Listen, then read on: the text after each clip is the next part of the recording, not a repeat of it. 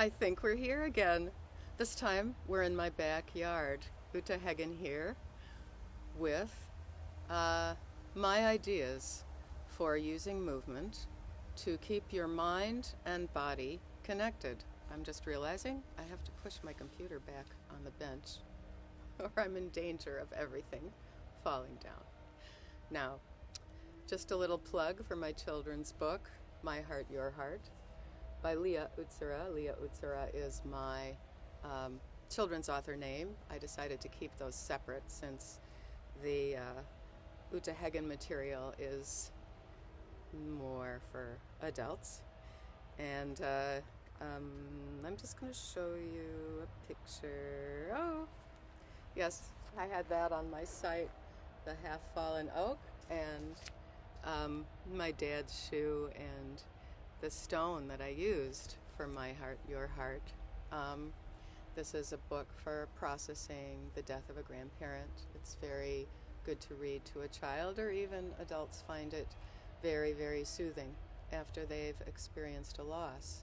And then my book that is the Uta Hagen book is In the Curated Woods, True Tales from a Grass Widow.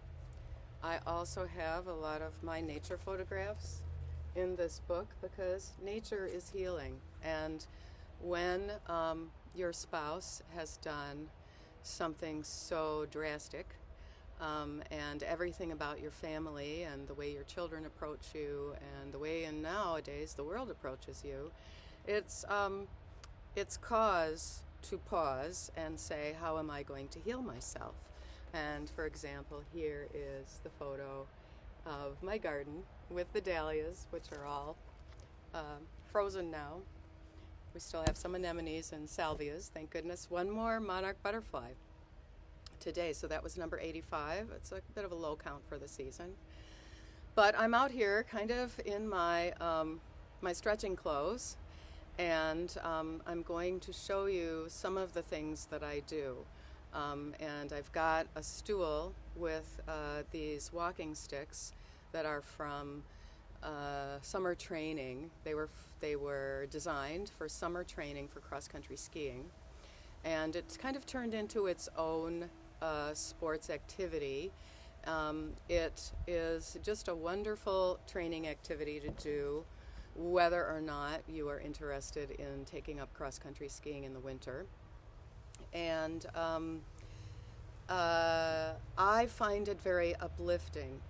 And in a minute, after I do my initial stretches, I am going to just put them on.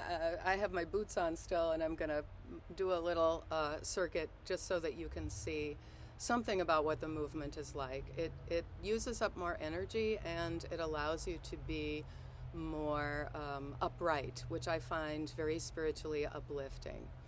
And I've got my mover's quilt, which I use when I'm doing my exercises outside. I've got the sky above me, which is so wonderful and fall blue. You can't see it really so well in this video, but the sky is very beautiful, and the leaves are very yellow. They're starting to really come down, and that's my privacy fence back there, so that the landscaper who lives next door to me, wonderful, wonderful people, so that I don't have to see the trucks. And we're going to start doing some wildflower collaborations soon. But anyway, I will now show you how I do some pre-walking stretches that are for the backs of the legs, the Achilles, the back of the ankles, and a little bit with the thighs. I want to remind everyone who watches any kind of movement instructions that you always need to clear things with your doctor if you have any kind of special condition. You need to feel your body yourself and judge for yourself whether the movements are right for you, and you can always adapt and make them slightly smaller, less range of motion. I am a former dancer, so I have, for someone who's almost 66, I have a larger range of motion than a lot of people. And for my movements, for Uta Hagen's somatic sets, the point is the moving. It's not making a pose, and it's not learning to do the splits or anything like that. It's funny, when I started thinking about doing this, and it got to be serious since I got reinstated on YouTube after being banned for 15 months, I thought, oh gosh, I better not do any of this movement stuff until I've really worked out for a couple of weeks. And then I decided, actually, no. This is about movement. This is about movement for mind-body connection. It's not about presentation. It's not about poses. It's not about whether or not my stomach used to be a little bit flatter a couple of decades ago. It's about connecting with your torso and therefore your vagus nerve, which is one of the biggest nerves in the body, going down to your gut and between your gut and your brain. And it has everything to do with whether or not you feel anxiety and stress. And so the first thing to do, first steps to do, if you are having physical manifestations of stress, is to do a little bit of mind-body work, get yourself out in nature, and try to distract from whatever the trauma was that is manifesting itself in your body. So here I go. You're going to see me in my leggings and my flabby upper arms and stuff, and it's all okay. It's all okay. The idea is to get moving and get yourself, your mind, and your body working together in this beautiful life. So, did I do the sound right? Oh gosh. Is the sound? Yeah. Okay, good. So my stool is back there, and I'm just going to kind of call out, but probably you don't even need to see it so much. One of the first stretches that we'll do is for the front of the hips, which is the iliopsoas muscle, the major flexor of the upper leg. And that can get tight, and it's important to stretch it out after walking, before walking, after exercises, before exercises. This one way is something I do and is maybe more accessible to people who don't have my background. I also do it this way, where I stretch all the way down and I feel it across my hip, but don't do it if it hurts. It's just good to do one way or another where you're stretching across the front of your hip.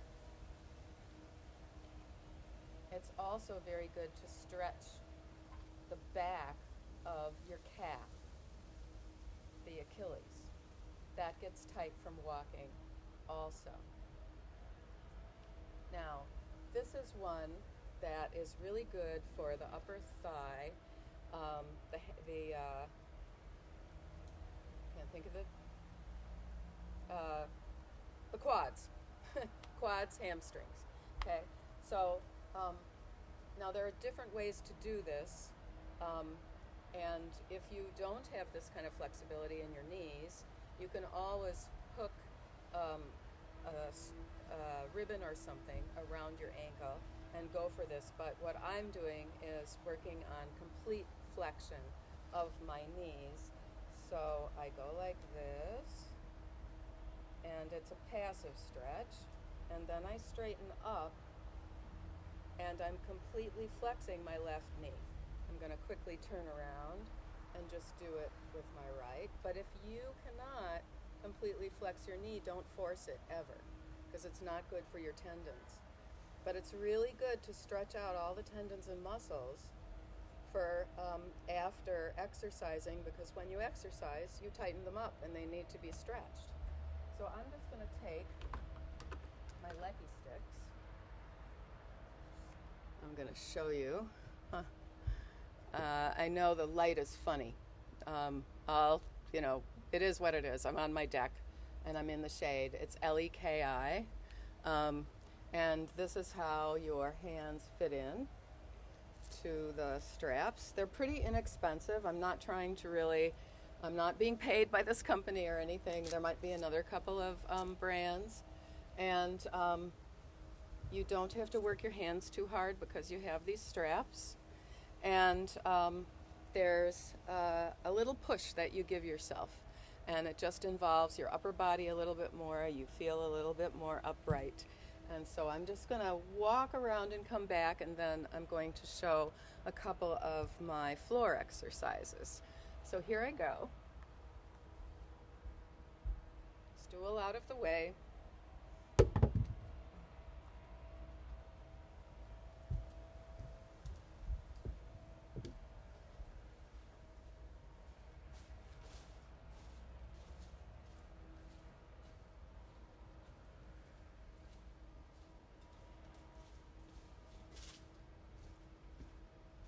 Now, when you have a step, you can also press back like that for a stretch of the back of your leg. I often do that before and after I do my walk with the Leki sticks. And I try to do just a brisk walk outside, or a Leki stick walk, or a stick walk, Nordic walk, for 45 minutes to an hour every day. And the good thing about getting all this exercise is that then you can eat a little bit more. Here's a little Mr. Rogers moment. I'm going to take off my boots. And let's see, I need to lower this so you can see more. Oh, good. I think that's good.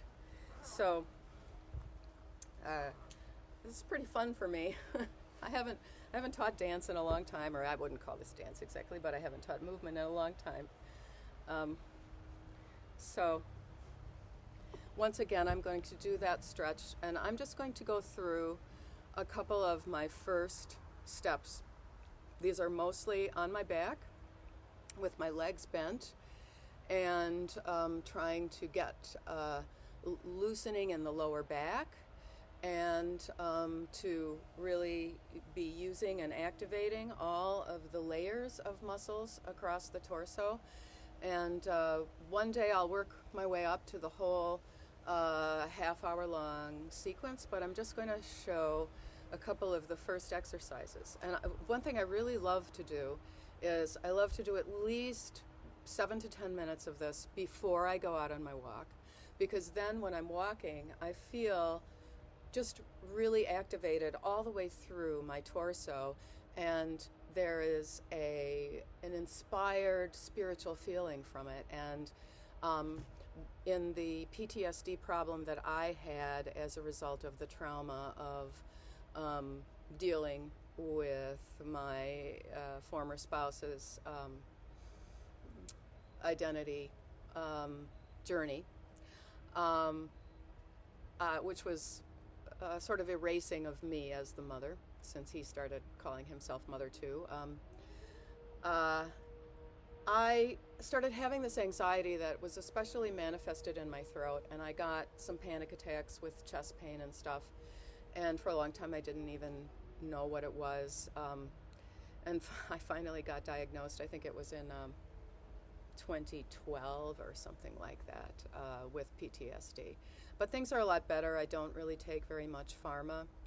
You'll get recommended to take pharma if you are known to have panic attacks and anxiety issues, but I really do believe that you can work with your body and schedule yourself walks and fulfilling activities, and